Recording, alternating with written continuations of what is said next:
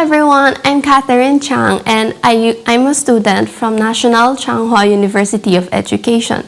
I'm currently taking my master's in marketing, and this year I applied for this scholarship, this award with my TOEIC scores. And the grade I got from my TOEIC is a grade of 975.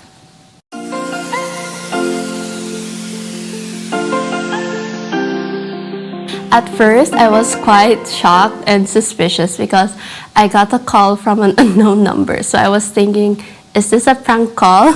Then I listened, and then the person on the phone said that, oh, you got the award. And I was like, oh, I got the award? And I couldn't believe it because I thought that there would be many students who applied for this, because it's actually a requirement for the students to take an achievement test in English. So I thought that there would be many other students who would take it, and I didn't expect that I would actually be called and said that, oh, you got the award.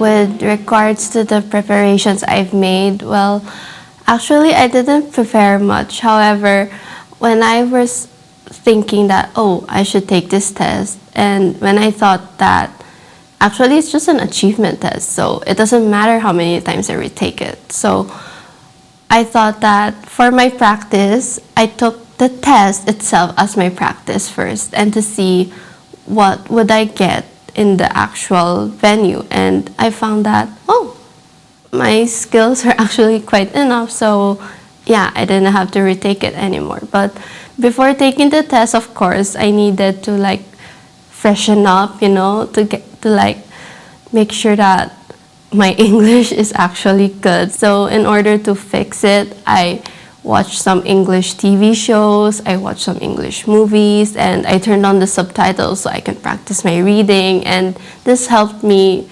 for a long time. Yeah, watching movies and letting me read the subtitles helped me in regaining the English vibes.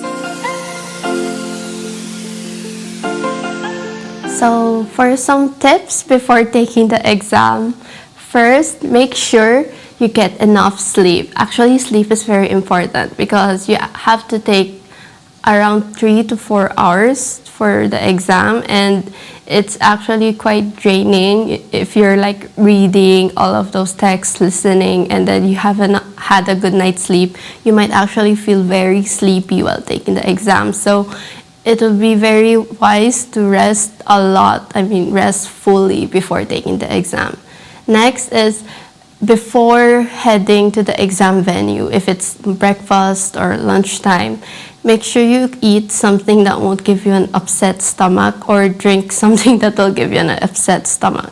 Like, for example, you might think that, oh, coffee helps me stay awake, but some people don't know that they're actually getting a digestive spur from that coffee, and they would feel like the need to go to the bathroom. So another tip is make sure that before you go to sleep, prepare all the necessary papers, the necessary pencils, erasers in the bag, the IDs before you go to sleep. It's gonna help your next day routine become much smoother, and when you wake up the next day, you'll have like one less thing to worry about. So it's gonna be much helpful for you. You'll feel more at ease. And lastly, my tip is, rather than cramming on the day before, like I said in the previous one, that I watched a lot of English subtitled movies and TV shows. So these helped me get used to listening, to hearing, and to reading English more. And this helped me relax a little more. So try watching the shows like at least 2 to 3 months before you take the exam. It will actually help you gain more English knowledge. Yeah, I don't know why, but it actually helped me a lot. So maybe it will help you guys too. The hardest part for the exam for me, well, I think it was the listening part, because when I listen, I'm used to writing down notes, taking down important details, And in the exam, when you listen, they don't give you a separate sheet of paper. So you have to listen carefully and you have to take note of everything very well. You have to be attentive.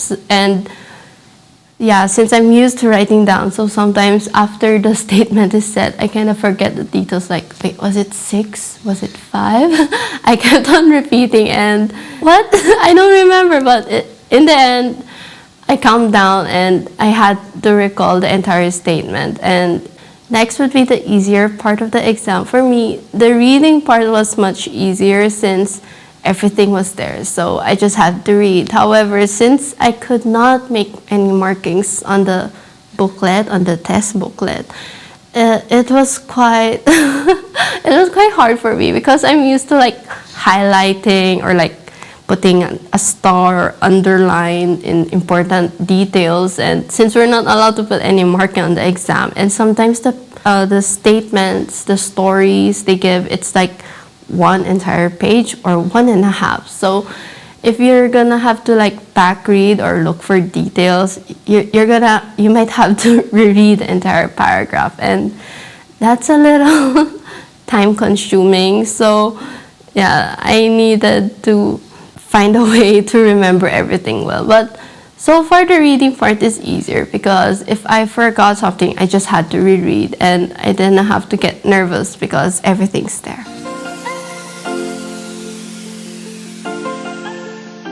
So for my dear juniors, well, I think that you shouldn't be afraid of English. Like, it might seem intimidating since it's not your mother language. However, if you take time and just don't rush it, let it just come naturally, then don't be so nervous with English, and always think that it's a learning opportunity. It's a chance to know another culture, another language. And it's a chance, it's a tool for you to use to meet different people, actually to connect to many people, because almost every country in the world uses English. And I think it will help you in gaining new friends and making new connections. So yes, I hope you guys learn English in a fun manner. Don't think of it as a requirement or don't force yourself. Just think of it as you want to learn because you wanna.